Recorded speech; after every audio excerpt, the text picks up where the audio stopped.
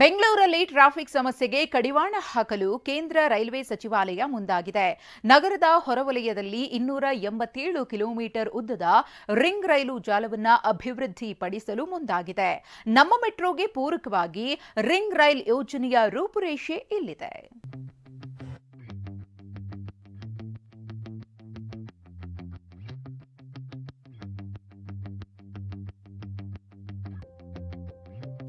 ಒಂದಲ್ಲ ಎರಡಲ್ಲ 8 ನಗರಗಳಿಗೆ ಸಂಪರ್ಕ, ಟ್ರಾಫಿಕ್ ಸಮಸ್ಯೆಗೂ ಪರಿಹಾರ. ಬೆಂಗಳೂರು ಗ್ರಾಮೀಣ ಭಾಗಗಳಿಂದ ನಗರಕ್ಕೆ ಕೆಲಸಕ್ಕೆ ಬರೋರಿಗೆ ಗುಡ್ ನ್ಯೂಸ್ ಬಂದಿದೆ.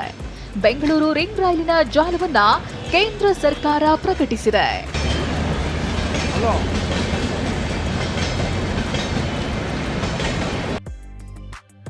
ಬೆಂಗಳೂರು ನಗರದ ಸುತ್ತ 287 ಕಿಲೋಮೀಟರ್ ರಿಂಗ್ ರೈಲು. ರಾಜಧಾನಿ ಸುತ್ತಲಿನ 8 ನಗರಗಳಿಗೆ ರೈಲು ಸಂಪರ್ಕ.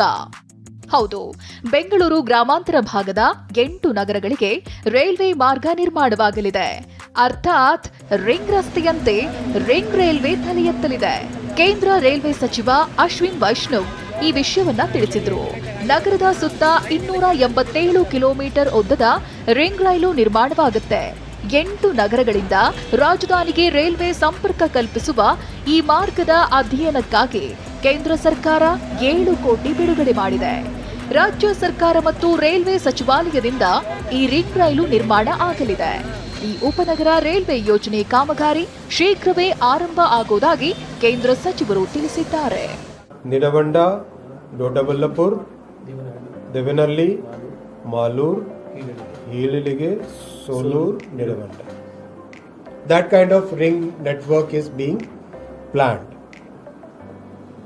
8 paths will come in between into the city and take the traffic out of the city.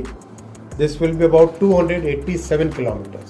ಹಾಗಿದ್ರೆ ಈ ರಿಂಗ್ ರೈಲು ಮಾರ್ಗ ಯಾವ್ಯಾವ ನಗರಗಳಿಗೆ ಸಂಪರ್ಕ ಕಲ್ಪಿಸಲಿದೆ ಅನ್ನೋದನ್ನ ನೋಡೋದಾದ್ರೆ, ಅಂದ್ಹಾಗೆ ನಿಡವಂದದಿಂದ ದೊಡ್ಡಬಳ್ಳಾಪುರ ತನಕ 40.9 ಕಿಲೋಮೀಟರ್ ಉದ್ದದ ರೈಲ್ವೆ ಮಾರ್ಗ ನಿರ್ಮಾಣವಾಗಲಿದೆ.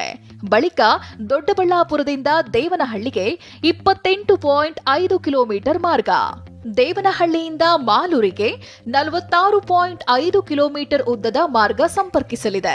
ಇನ್ನು ಮಾಲೂರು ಹೀಲಲಿಗೆಗೆ 52 ಕಿಲೋಮೀಟರ್ ಮಾರ್ಗ ಕನೆಕ್ಟ್ ಮಾಡಿದ್ರೆ, ಹೆಜ್ಜಾಲದಿಂದ ಸೋಲೂರಿಗೆ 43.5 ಕಿಲೋಮೀಟರ್ ಉದ್ದದ ಮಾರ್ಗ ಸಂಪರ್ಕ ನೀಡಲಿದೆ.